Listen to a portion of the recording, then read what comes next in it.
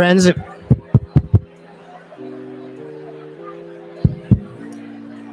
we're about to get started. If you would like, there is a room where you can watch a streaming video of this event in the private dining rooms just around the corner. So if you can't find a seat, you can make your way to the private dining room areas and watch a streaming version of the talk. Before I introduce my colleague and beloved friend who's going to introduce our speaker, just want to mention briefly that the break after this session will be in McKenna Hall. There'll be two talks, two invited sessions in McKenna Hall after this, including one that I agreed to be on. And it'll be great, though, not because of me, but it'll be great because the other two panelists are fantastic. And then there'll also be an afternoon session in the private dining rooms as well, just around the corner where the bar was last night. Just very briefly, I want to introduce Professor David Solomon. As I mentioned last night at my opening remarks, Professor Solomon is the founder of the Center for Ethics and Culture. It was because of his vision and his courage and his energy that we are all here today and that we have this amazing center here at the University of Notre Dame. He is a beloved friend and an amazing teacher and scholar. And I'm just so delighted that he could join us today, and his wonderful wife, Lou, who's sitting right here. I don't want to embarrass her, but she's sitting there too. And so David will introduce our speaker.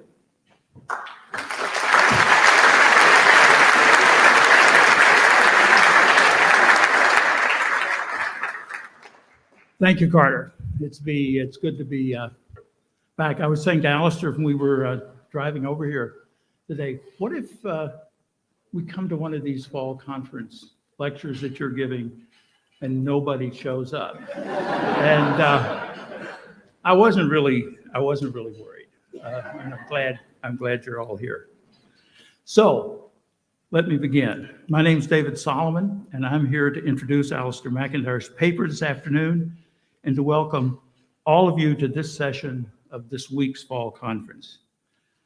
The title of Professor MacIntyre's paper is The Apparent Oddity of the Universe, How to Account for It. This is a topic that Professor MacIntyre has revisited on a number of occasions, especially in relation to many of the puzzling aspects of creation. It's always a great honor and a great pleasure, too, to introduce Alasdair MacIntyre, with whom I've been a colleague and friend for over half a century, since we first met at Notre Dame in the difficult but wonderfully exciting years of the late 1960s.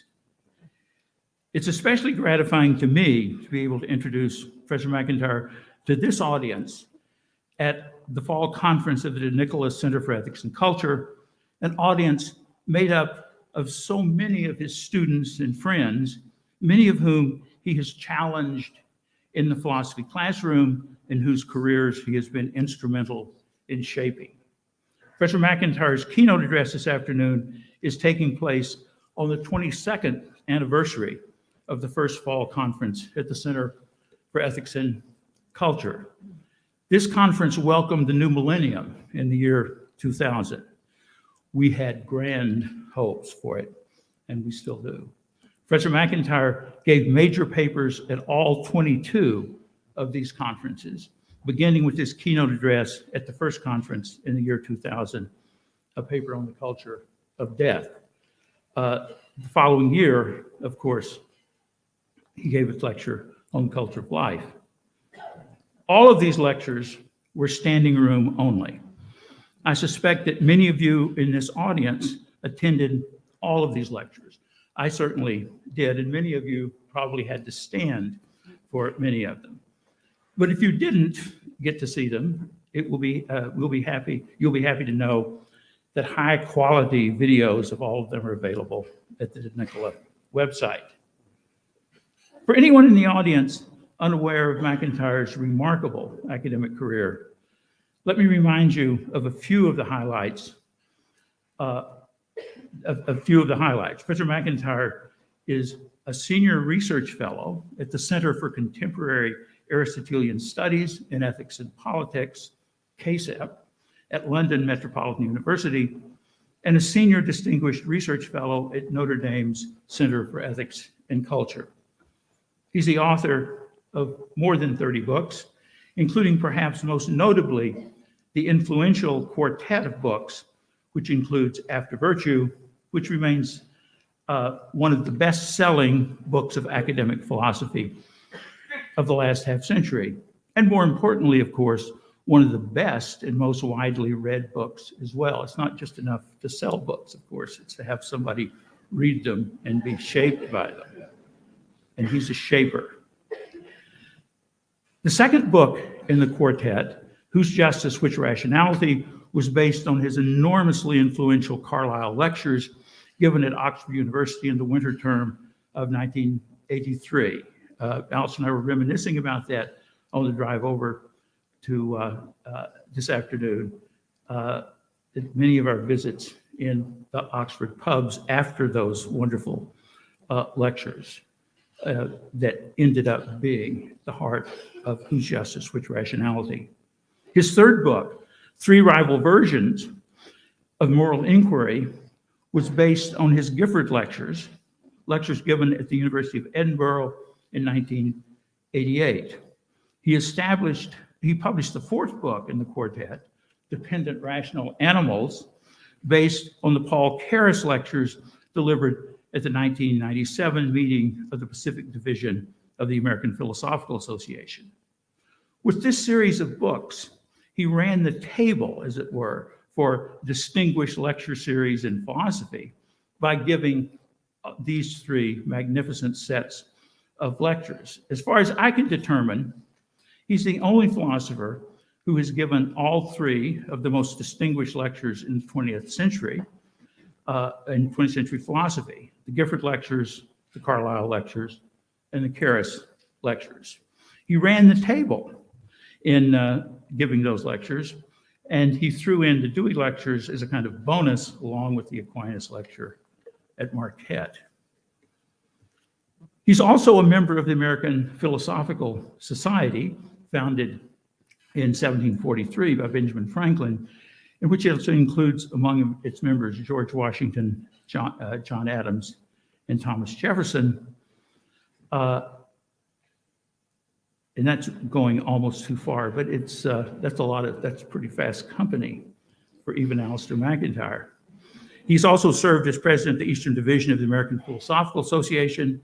He's taught at Oxford University, Princeton University, Brandeis, Boston University, Wellesley, Vanderbilt, Duke, and the University of Notre Dame, where he was a John A. O'Brien Senior Research Professor in the Department of Philosophy.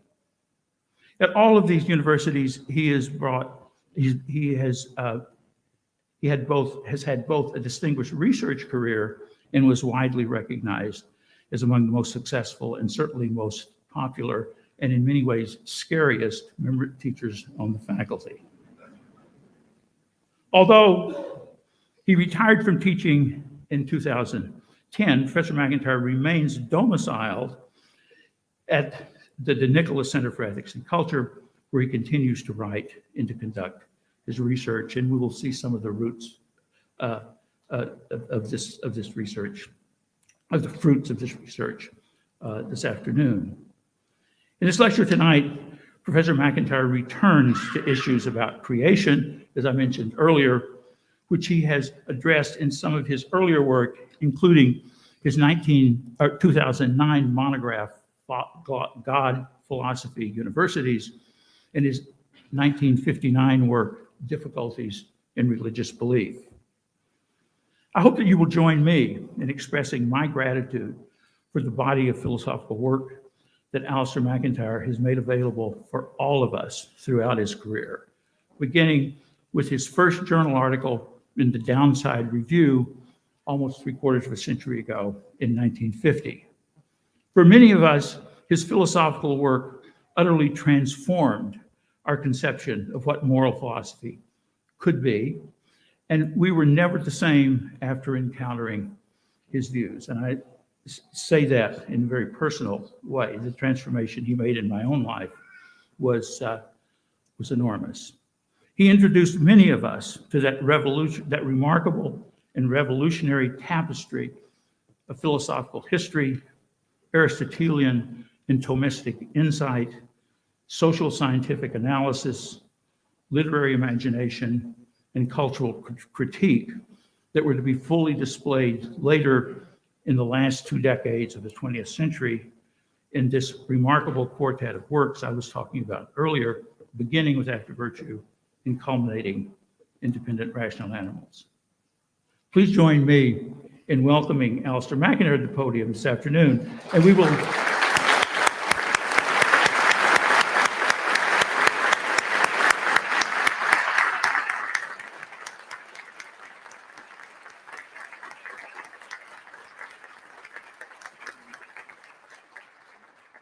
And I was going to say, we will all look forward to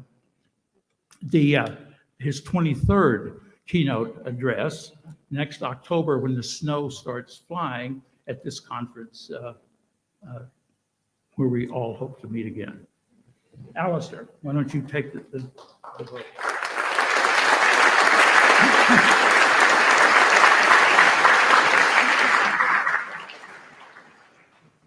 Let me begin by thanking David for his over-complimentary introduction and his great generosity. I owe a great deal to him and to his work. I would like also, before I read this paper, to acknowledge 2 other debts. One to my wife, Professor Lynn Joy, the other to my colleague, Professor John O'Callaghan, both of whom have provided an important influence in what I've been writing. You will have learned from David Solomon already that one of the major facts about my life is I've talked too much. And I'm now going to develop this vice a little further.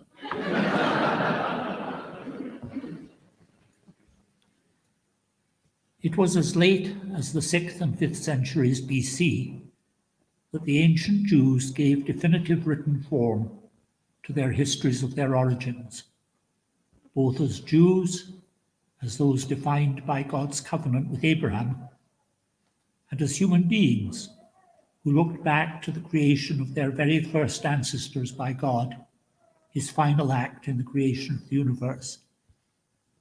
Their conceptions of themselves, of God and of creation are not to be found in any other ancient culture.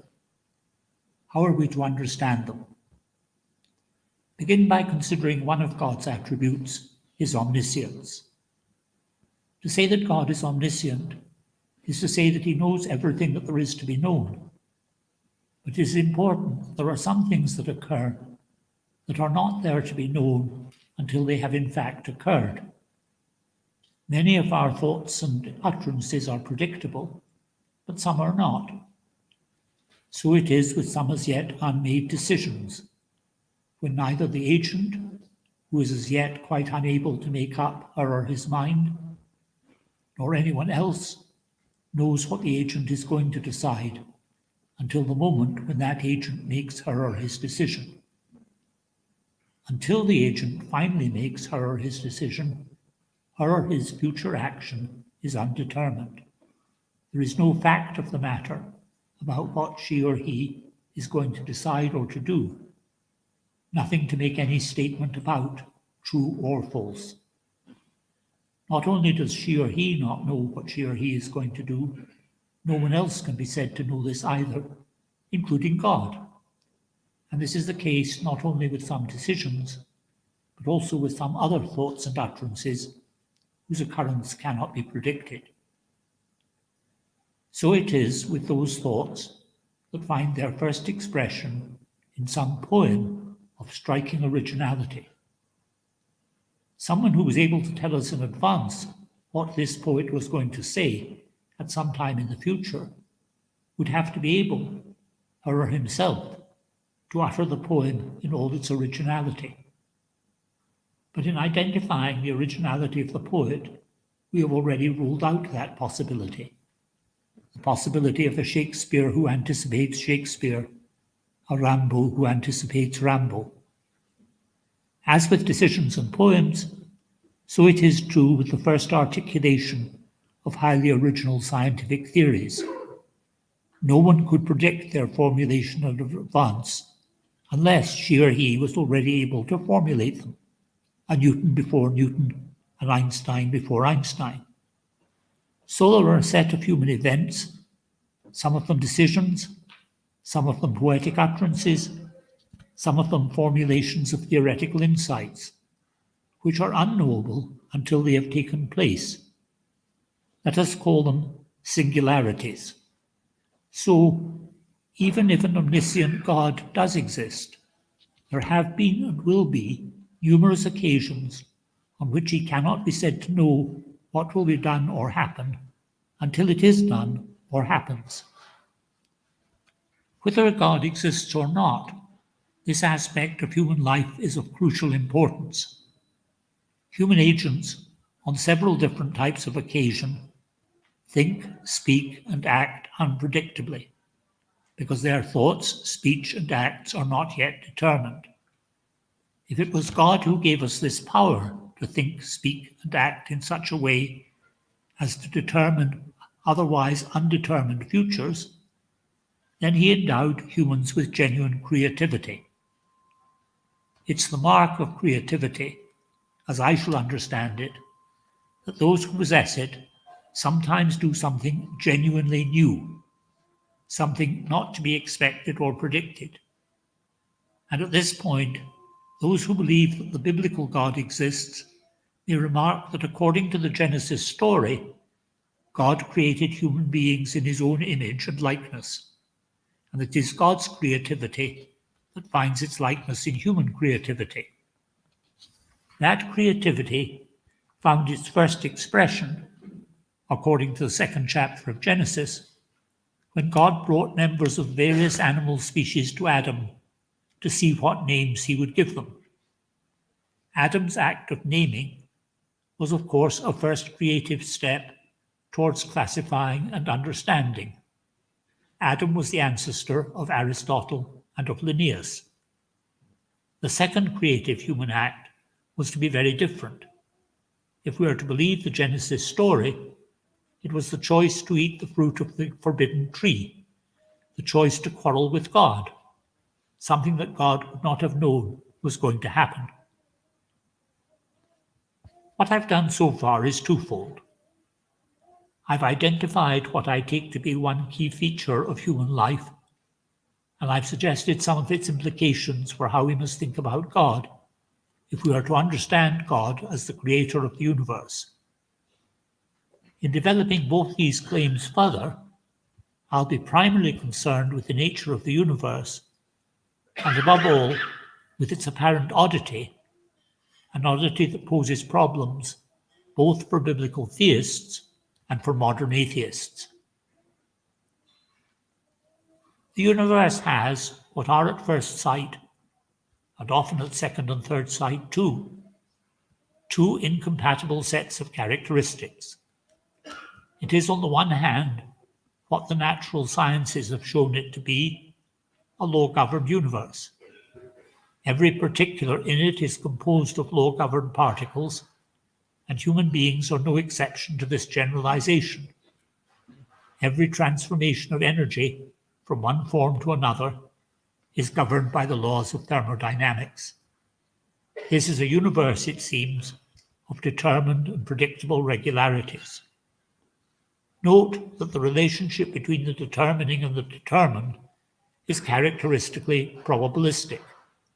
That does not make the universe any the less a universe of predictable and determined regularities. Yet it's also, as I've already suggested, a universe of unpredictable singularities. Among them, indeed, the first formulations of those insightful theories whose confirmations by observation and experiment provide our grounds for believing in the law-governed nature of the universe. The history of the natural sciences is in key part a history of singular and unpredictable events. But in a law-governed universe, there should, it seems, be no singular and unpredictable events. There seems to be no place for them. hence the apparent oddity of the universe. There are, of course, those who see no oddity here. Some of them argue that if only we knew a good deal more about the human brain than we now know, we would recognize that the events that I take to be singularities are in fact the expression in thought and language of neural events in the brain, neural events explained by law-like generalizations, which as of now we have yet to discover. As for those apparent singularities which are the first utterances of poems, we will perhaps be reminded that among the achievements of artificial intelligence is the construction of machines that utter poems, even if up till now, very bad poems indeed. But these responses miss the point. It's not that we don't yet know enough to predict the kind of singularity with which I am concerned. My claim is that the notion of predicting such singularities before they occur is unintelligible. As I argued earlier, if someone had predicted the composition of one of Shakespeare's sonnets, spelling out that sonnet in advance, or if someone had predicted the discovery of one of Einstein's equations, spelling out that equation in advance, they, and not Shakespeare or Einstein, would have been the author of the poem or the equation, which is absurd. But to this there is an important reply. Unpredictable these singularities may indeed be, but it doesn't follow that they are undetermined. Consider the strong, and to many compelling case, that has been argued for a non-reductive physicalism. By physicalism, I and its proponents mean the thesis that whatever exists is a law-governed physical object, or is composed of such law-governed physical objects. It does not follow from this that everything can be described or predicted in the language of the physical sciences. And I doubt if there is a physicalist now alive who does not agree that the distinctive features of the human mind can only be characterized and understood in very different terms, the terms of a psychology that cannot be reduced to physics. Such a non-reductive physicalism, therefore, has no difficulty in allowing both that the universe is law-governed and that we can identify the occurrence of singularities as an apparent feature of the life of the mind. Yet those singularities are what they are only because the physical universe is as it is. Truths concerning them supervene on and are determined by truths concerning states of the physical universe. Any apparent incompatibility between a recognition of the law-governed character of the universe and a recognition of the unpredictable character of singularities disappears from view to non-reductive physicalists. The universe, on their view, neither is nor appears odd. Notice that the universe so understood has no creator. In the universe so understood, everything is predetermined. There is no place in it for agents whose choices and actions are decisive in determining how things turn out. So any theistic story about God's creation of such agents has to be false. And this is scarcely surprising, since contemporary physicalists, reductive or non-reductive, are the philosophical heirs of 18th and 19th century materialists. Such atheists are not, of course, the only people who have no reason to think the universe odd. Let us consider another very different standpoint whose adherents agree with them in this respect. It's one that we've already noticed, that of the 6th and 5th century authors of the biblical creation text. What modern science has disclosed about the law-governed character of the universe was, of course, unknown to them, as was the vastness of the physical universe and the small scale of the immediate human environment. That the physical universe was law-governed, they certainly believed. the law that governed it was the law of God. And they were, as we have already noted, well aware of the occurrence of unpredictable singularities. For without these, they would not have had their story to tell. On their account, God had first created heaven and earth, sea, sky, and dry land. Secondly, the variety of forms of plant and then animal life.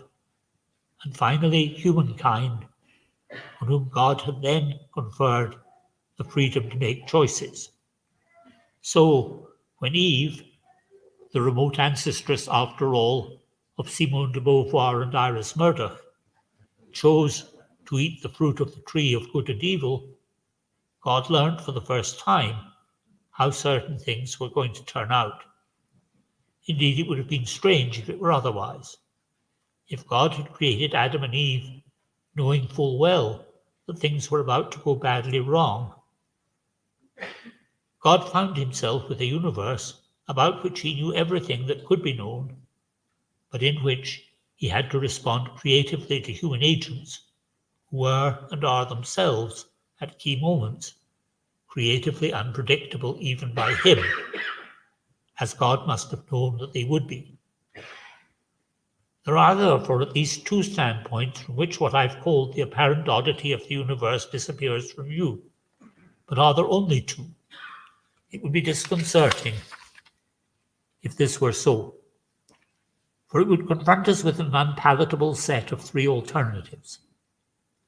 Either we might view the universe as the 5th and 6th century authors of the creation narratives viewed it, ignoring the findings of modern natural science, or we might view it as non-reductive physicalists view it, so adopting a version of that naturalistic and atheistic view which has characterized Enlightenment and post-Enlightenment thinking, or we will be left with the unsolved puzzle from which we started out, that of discovering how the occurrence of singularities can be reconciled with the findings of the natural sciences.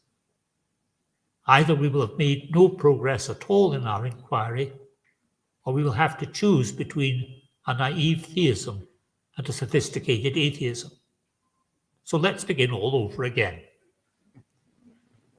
In posing the problem of accounting for the apparent oddity of the universe, we've been making two assumptions. The first is that singularities, being expressions of thought, are not themselves physical occurrences.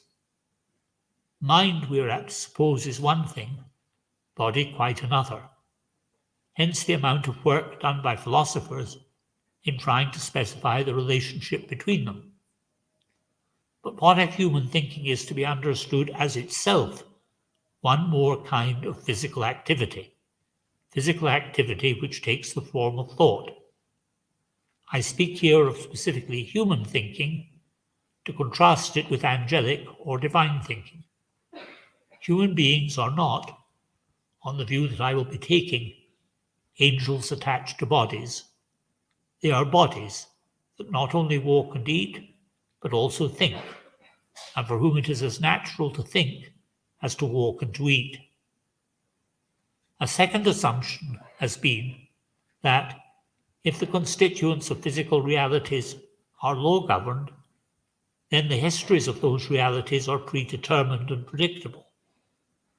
But what if the constituent physical matter of living and flourishing organisms and plants, non-human animals and human beings, has come to be and is organized so that the parts of those organisms function so as to contribute as needed to the achievement of the specific ends of each such organism.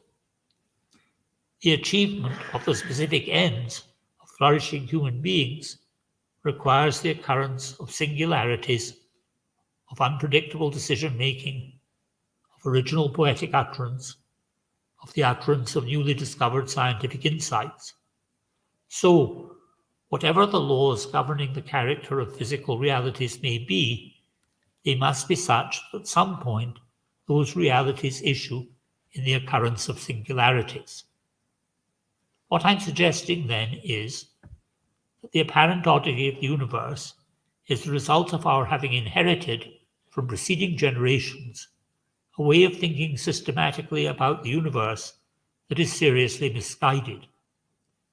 What we fail to recognize is that the physical matter of the universe has, during its history, taken on a long series of new and different and changing forms: galactic, planetary, oceanic, forms of plants, forms of non-human animals, forms of human agents. The new at each of these stages emerges unpredictably from its predecessors. So, the superconductivity of certain metals, for example, cannot be explained in terms of the properties of the particles of which those metals are composed. For an account of this, see Robert Laughlin's account of superconductivity as an emergent property in his Nobel Prize lecture. Such examples can be multiplied, and they culminate in examples of forms so radically new that it makes no sense to think of them as determined by some prior state. There are no generalizations to which we might appeal in order to explain or predict them. Such are the singularities of which I've spoken. What emerges unpredictably from and in a universe that was in its earlier stages wholly explicable by physics and chemistry are agents who do and make new things, who are creative and become aware of and reflect upon their own creativity. How then was it possible for so many of us to make those assumptions that for so long disguised these facts from so many of us? The culture of which we are both the fortunate and the unfortunate heirs, the Western culture of the 17th, 18th, and 19th centuries, conceived of human beings as composites, bodies inhabited by, attached to, or somehow or other related to minds. For their philosophers, from Descartes, Hobbes, and Spinoza onwards, the question of how bodies are related to minds was the central question of philosophy. Each individual is located by her or his body in time and space. Each individual is conscious both of whatever it is that her or his senses present and of her or his own inner states of thought and feeling. I am aware of my own aches and pains, my own emotions, my own reflections, my own acts of choice. But I have no such awareness of the minds of others, of their aches and pains, emotions, reflections, acts of choice. What I perceive, and all that I perceive, are their bodies. I see their tears, but not their sadness. I hear their screams, but do not feel their pain. I see their movements, but not their choices. So, on this view, my self-knowledge is unproblematic. My knowledge of others, highly problematic. In philosophy, this becomes the so-called other minds problem. Yet, the assumptions that generate that problem, we, at least when we are not being philosophers, should recognize very easily as false. For often enough, our knowledge of the thoughts and feelings of some particular others is quite unproblematic. And often enough, we are deceived about ourselves, unable to recognize the motives from which we are acting or the attitudes that we are taking up. Yet we have inhabited a culture whose account of minds and bodies invites us to ignore what we actually know. And this account of minds as one sort of thing, bodies as quite another sort of thing, involves us in further quandaries. As minds, we know ourselves to be reflective, deciding what weight to give to rival sets of reasons for action, determining our choices. As minds, we are agents with free will. But we are also bodies, and to understand ourselves as bodies is, on the culturally dominant view that we have been discussing, to understand ourselves as determined in the way that all bodies are determined. It is to physics and chemistry that we must go to understand ourselves. So, alongside the other minds problem, there arose the free will problem. How can we justify treating others as responsible if bodies are what we take them to be? And if we do treat others and ourselves as responsible, how can we justify understanding bodies in the way that we do? These are not only problems for the theoretically minded. Consider how the vast majority of Protestant, and indeed many Catholic religious believers, understand their religious beliefs. God, so they believe, created them as mysteriously compound beings, souls or minds somehow or other temporally linked to bodies. They take the soul or mind to be immaterial, the body to be material. The body will die, the soul will not, but will survive eternally in heaven or hell. This theology provides one more striking example of our cultural inheritance, of what is, by now, a long-standing belief that minds are one thing, bodies quite another, a belief equally evident in the writings of many highly sophisticated analytic philosophers and in the thoughts of many unsophisticated religious believers. If this belief that they share is true, then the universe is indeed a very odd place. But is it true? For an answer, I turn first to Aquinas, though I could have turned to those scripture passages which led Aquinas to his, to us, surprising conclusion. I turn first and particularly to the account of human beings that Aquinas provides in his commentary on Aristotle's De Anima. What makes a plant not only a plant, but the particular kind of plant that it is that its relevant physical parts are informed by and have the kind of unity that they have. To have such a unity is to be informed by a distinctive kind of soul. That's all there is to being a distinctive kind of soul. So it is too with non-human animals, and so it is too with human animals. Among the distinctive powers of the human soul is the human intellect, and exercises of the human intellect find expression in those bodily movements that are as they are because of the functions that they are needed to discharge in a well-functioning human being. The problem then is not whether mental activity is reducible to or explicable in terms of physics and chemistry. It's that of how the physical has been and is rendered apt for the movements that it must make when a human being engages in thinking, as when I take up my pen to write these words. We think and act in and through our bodies. What then is the kind of unity that humans possess? What happens to body and soul if separated? Bodies cease to be human bodies. What then is to be said of souls separated from their bodies? It's here that what Aquinas has to say may surprise us. In his commentary on St. Paul's first letter to the Corinthians, Aquinas remarks that the soul is only a part of the whole human being and not the whole human being, so that, I quote, my soul is not me. The well-being that human beings desire to achieve is the well-being of the whole human being, so that it's only as souls reunited to bodies that we can hope to achieve our well-being. It's only as souls informing bodies and giving them their unity that we can hope to achieve our well-being. Aquinas thus provides an account of the universe in which it in no way appears odd. Its apparent oddity to later thinkers resulted, as we noticed earlier, from a view of things according to which the nature of the law-governed universe appeared to make the occurrence of human singularities impossible.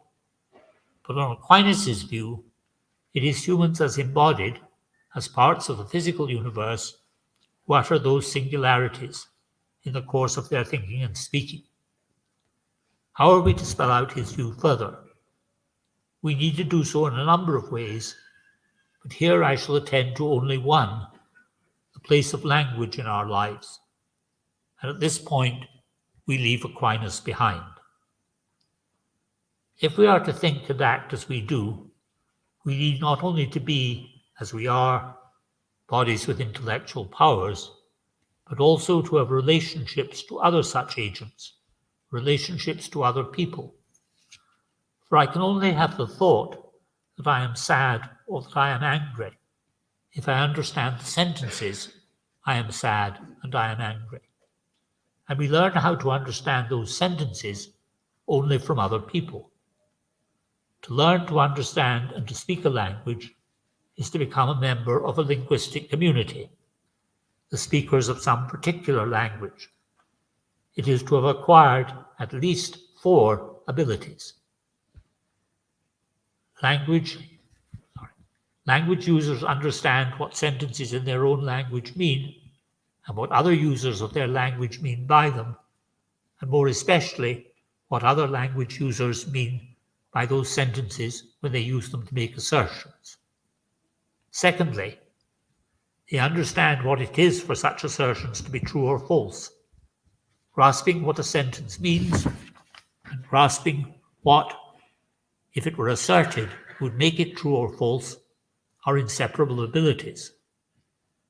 Thirdly, language users understand negation signs and such sentential connectives as and, either or, and if then, so that they are able to make inferences, recognizing such truths as that, if either it is raining or John is gardening, and it's not raining, then John is gardening.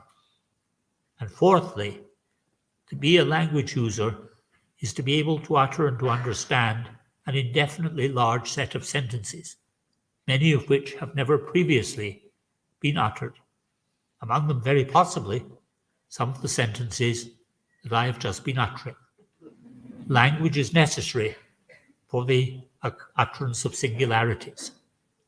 It is as language users, then, that human beings become not just rational agents, but creative rational agents, asking questions that are not only new to them, but sometimes new to everybody. We ask such questions about ourselves, and so sometimes change ourselves.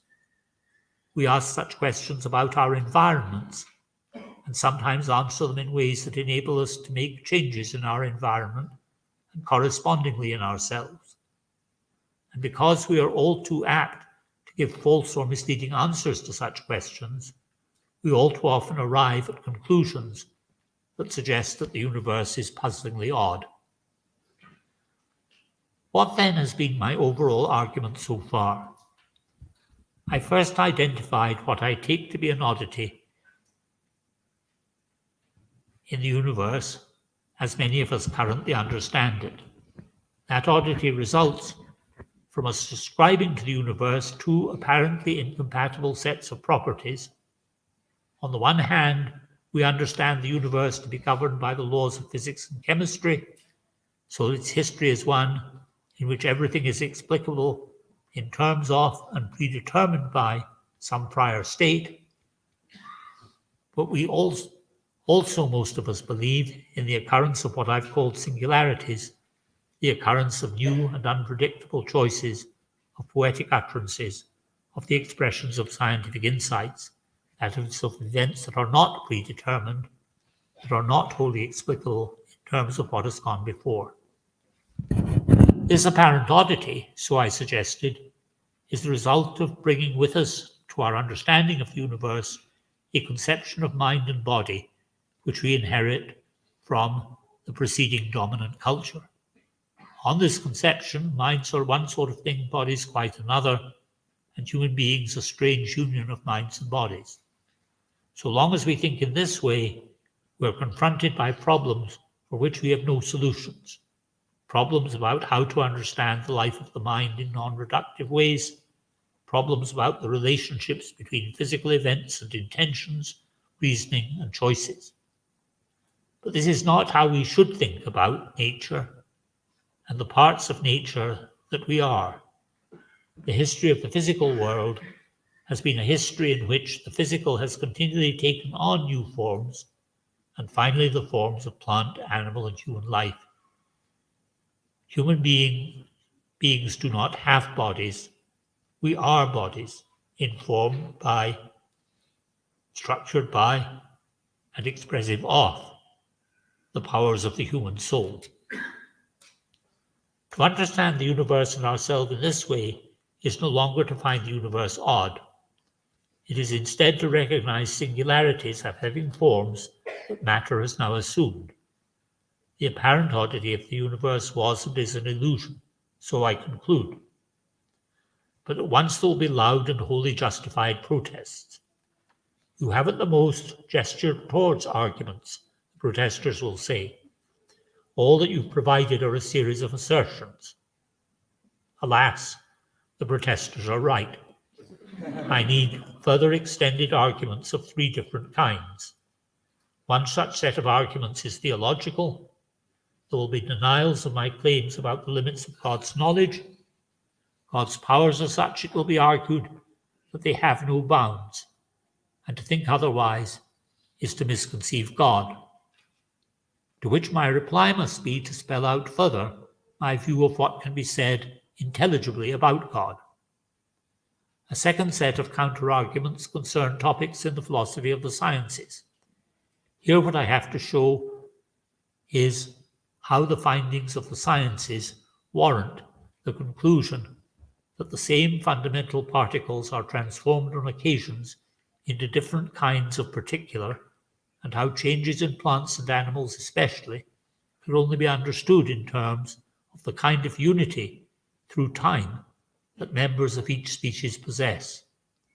What matters about each is what it has in itself to become. So a third set of badly needed arguments concern the peculiar unity that human individuals possess and what it is that they have it in them to become. About human beings, it matters that to an extraordinary extent they make themselves. It is not just that they are capable of producing singularities, it is that they themselves, to varying extents, but always to some extent, are singularities. Each of us is what he or she is only because of some decisions that could have been otherwise. But what then of those extraordinarily numerous individuals who conform rigorously to established social norms, who provide sociologists and psychologists with the material for their generalizations? They too, I am suggesting, are to a remarkable extent the outcome of their own choices. It has been their decisions that first issued in their conformity to certain patterns, and then became a conformism that was integral to their lives. Creativity is not then in itself a good. It can serve a variety of purposes, among them the purposes of self-interested ambition. But without it, we should lack all the greatest human achievements. From Aeschylus to Shakespeare, from Heraclitus to Einstein, from Confucius to Gandhi. But what then are we to make of the universe in which this human creativity has found a home? We should now be puzzled in a very different way, not by some apparent incompatibility in the features that we find ourselves ascribing to the universe, but by the story of the universe from its initial states as characterized by the physicists to the present universe inhabited by us. The more the universe seems comprehensible, wrote Steven Weinberg in his book The First 3 Minutes, the more it seems pointless.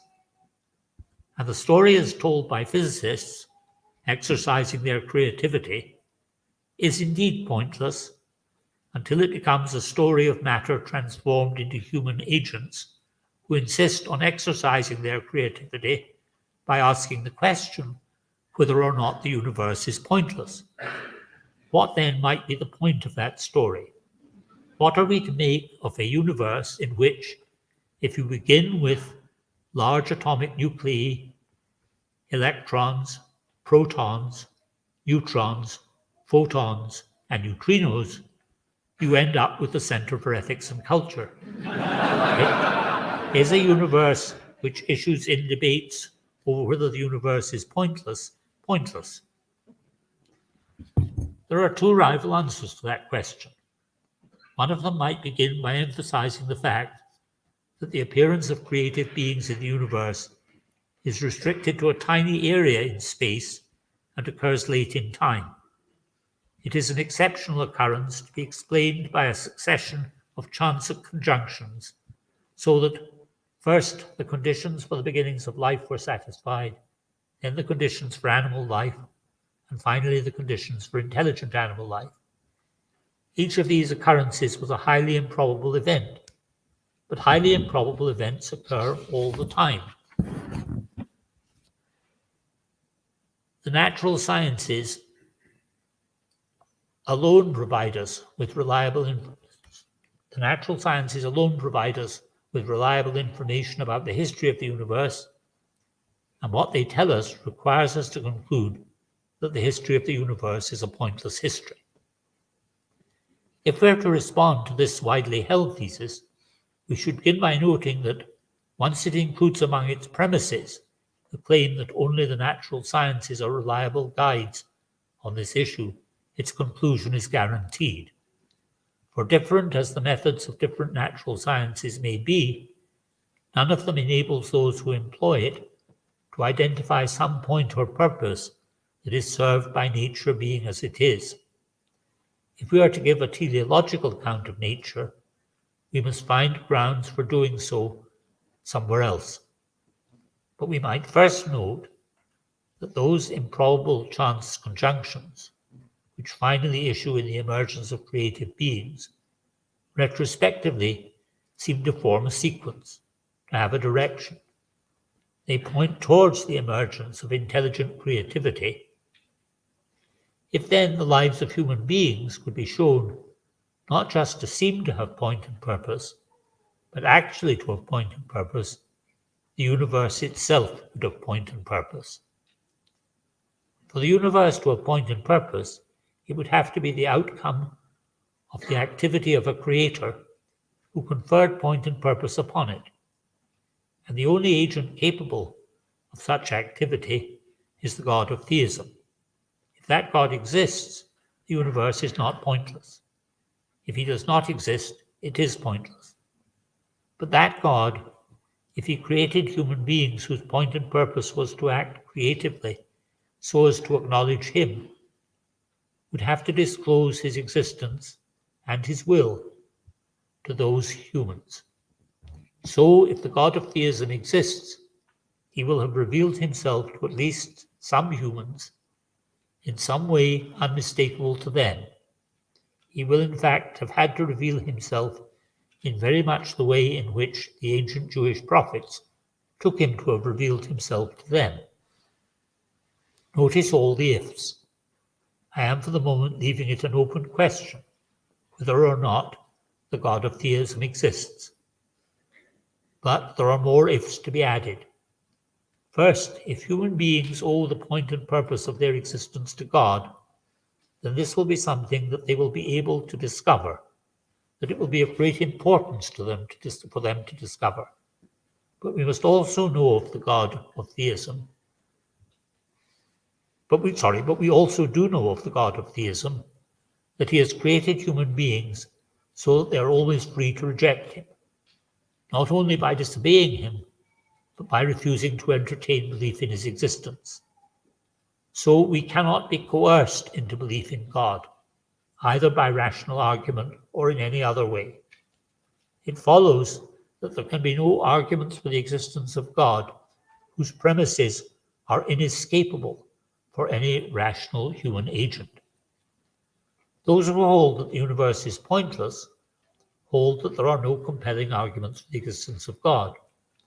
Those who hold that the universe has point and purpose, it turns out, agree that there can be no inescapably compelling arguments for the existence of God.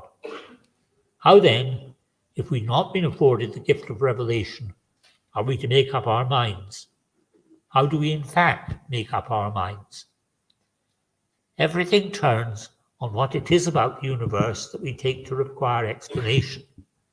The universe, so I've argued, is not odd in the way that many have supposed that it is. The problem of how nature can be at once law-governed and yet productive of unpredictable singularities is a false problem. What is, however, genuinely striking about the universe is that it begins with atomic nuclei, electrons, protons, neutrons, photons, and neutrinos, and results in beings who argue about whether or not their emergence requires a kind of explanation that the natural sciences cannot provide. What requires explanation is how a universe with no place in it for the exercise of the powers of rational agents, a universe whose nature for long periods of time excludes the existence of such agents, becomes a universe with a place in it for scientists, poets, and philosophers, among them those who deny that this requires explanation.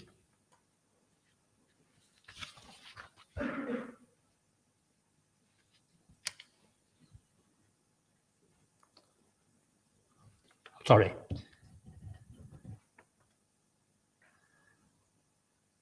Let me begin that long sentence again.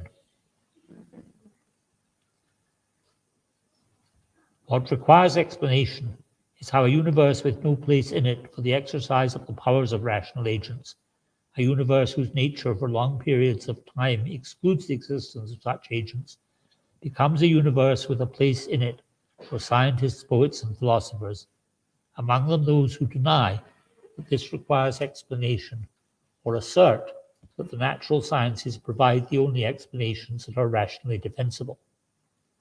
And what thus requires explanation can only be explained if the universe is the work of a creative agent distinct from the universe, just such an agent as the God of theism. Consider then what on this view it is to be an individual human being.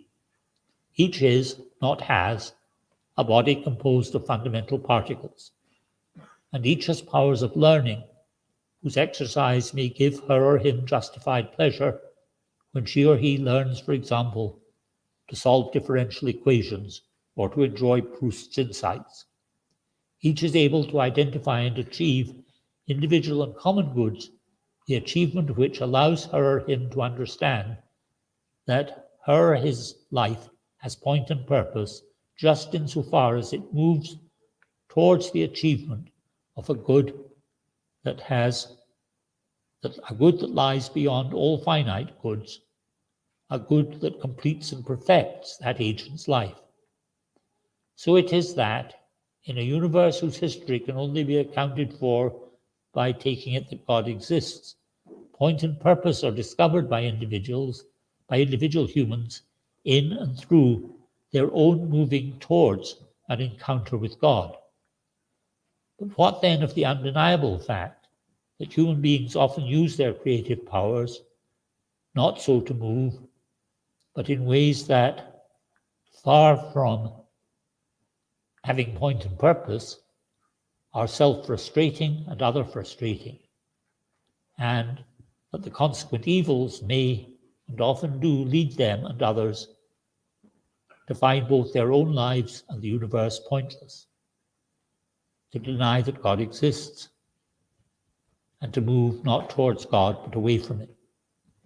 With this question, we return to our beginning, to the 6th and 5th century biblical texts that speak of God's creation. If what those texts tell us is true, then when God created the world, he did indeed know everything that there was to know about what he was doing, but he knew that there was much that he did not know just because he was creating creative agents. So how was God to respond to the resulting evils that so often make the universe appear pointless? If God does exist, how has he responded to them? This is a question which is inescapable for theists, a question to which any credible version of theism must have an answer. And this is a question to which different theists give different answers.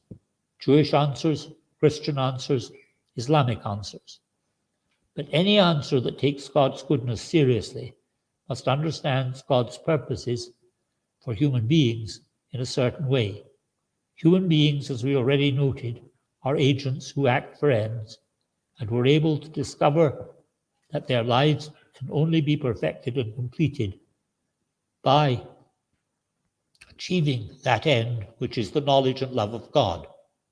So if God is just, as Abraham pointed out to God, that if he is to be God, he must be, every human being must be able by himself, must be able by God's grace to achieve that end, no matter how far astray she or he has been led by her or himself, by others, or by circumstances.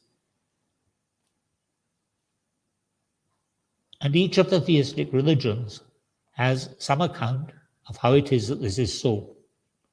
So here we end with unanswered questions and less than final answers as suggestions to answers.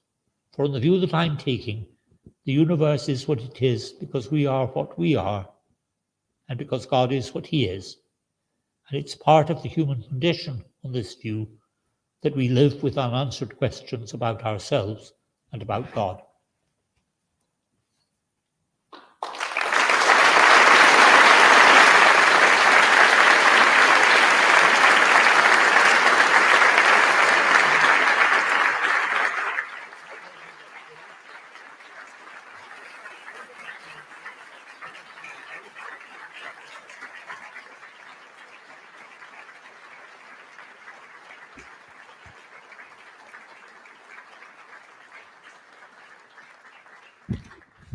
Thank you very much, Alasdair, for that.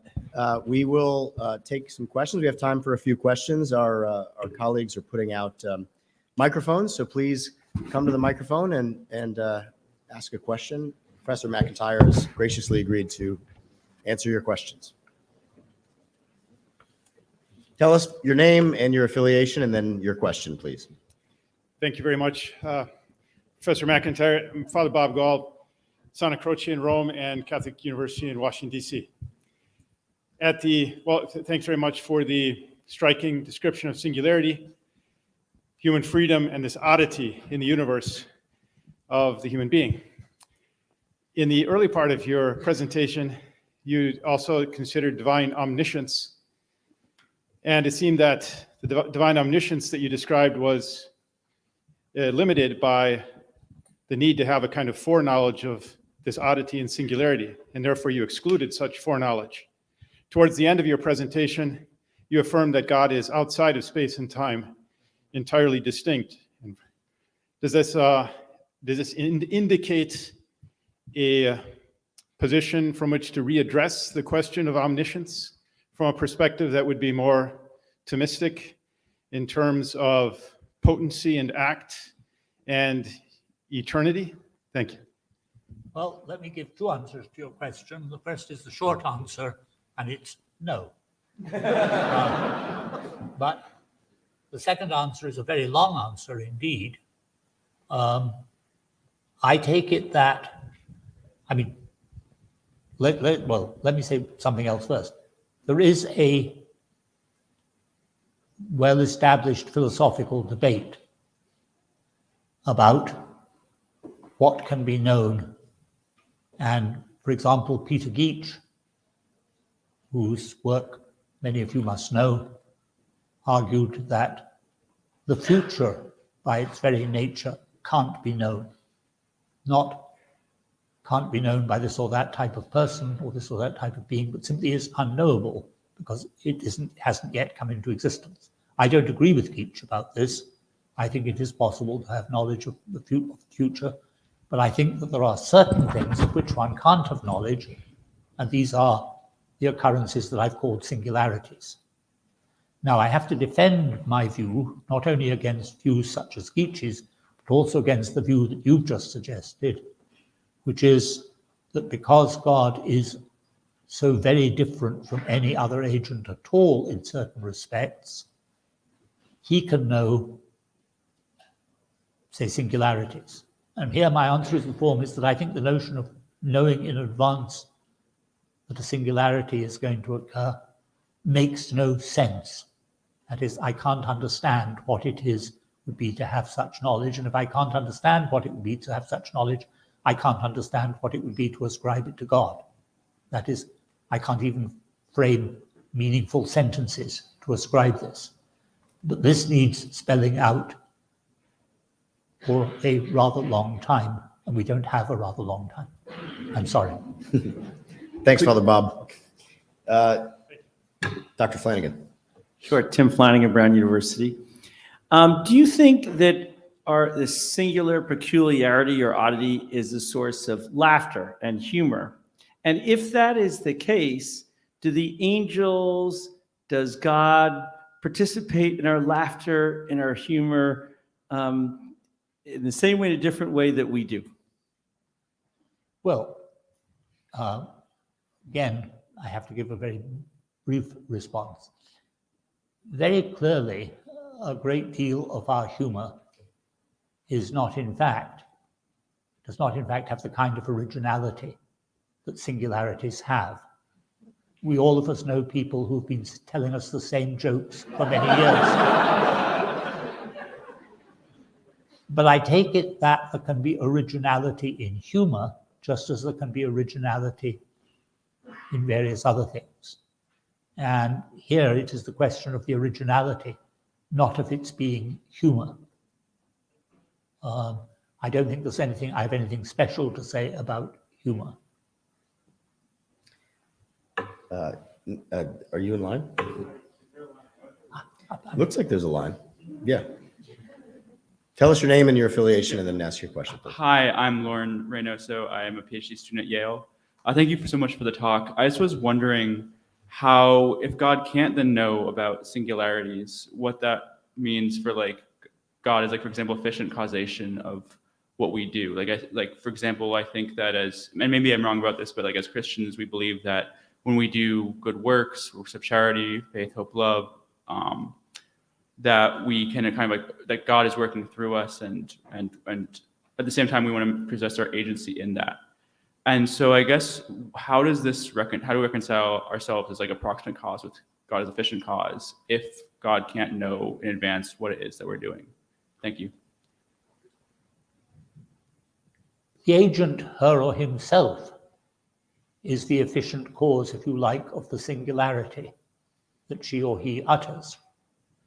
It's Shakespeare who utters the sonnet. It's Einstein who utters the equation. And God knows what Shakespeare is doing and what Einstein is doing. That's a quite different question of whether God knows that is a quite different question from the question of whether God in advance would be capable of doing what I've said is unintelligible, knowing the singularity. God also works through us, even in doing what he can't predict, because all our powers come from God if theism is true. And so certainly we have God at work in all this, but that doesn't mean that I have to revise what I've said about limits on God's knowledge. Next. My name is Bernadette Maurice, and I'm an undergraduate student at UW-Madison. And I also want to ask you about the singularities in God's knowledge, because you said that people are in and of themselves singularities. And it says in the Bible that then I will know perfectly as I am perfectly known. So that seems to suggest to me that God is aware of singularities. Well, God is aware of singularities just as we are. He knows them perfectly, and I would assume that would be... But to know them perfectly doesn't mean he knows them in advance. That's quite different. There is no such thing as... It's not an imperfection in God that he doesn't know this. It's an impossibility to say this intelligibly. And at this point, we are, I think, doing harm to our theology by paying meaningless compliments to God. which I suspect not only amused you, but amuses God. So I think we have time for one more question. We're going to turn to this side of the room, and I know, I'm sorry. Good afternoon, Professor. My name is William Hunter. I'm an undergraduate here at Notre Dame. Could you speak more closely to the microphone, please? Is it on? There we go. Yeah, it's on. All right. My name is William Hunter. I'm an undergraduate here at Notre Dame. I had a question towards the eschatological character of God's knowledge of singularities, and looking at it from the perspective of heaven or the eschaton as perfect union with God. And given that humanity will have perfect union with God at this time, how can we say that God does not know the singularities that will occur from humans if they're perfectly united to him?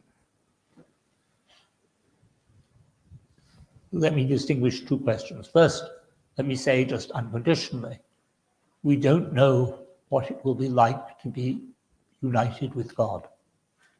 I mean, that is a great mystery. At this point, we have to be very limited in what we can say because it's a great mystery. That's a completely different thesis from the thesis that certain things can't intelligibly be said. And there's no way in which, from the fact that a thing is a great mystery, we can somehow say, oh, well, in that case, things that can't intelligibly be said can be intelligibly said. The question of what can intelligibly be said is a question of the nature of the analysis of the meanings of sentences. It's not a question of theology. All right, friends, that brings us to the end of our session. Don't join me again in thanking Professor MacIntyre.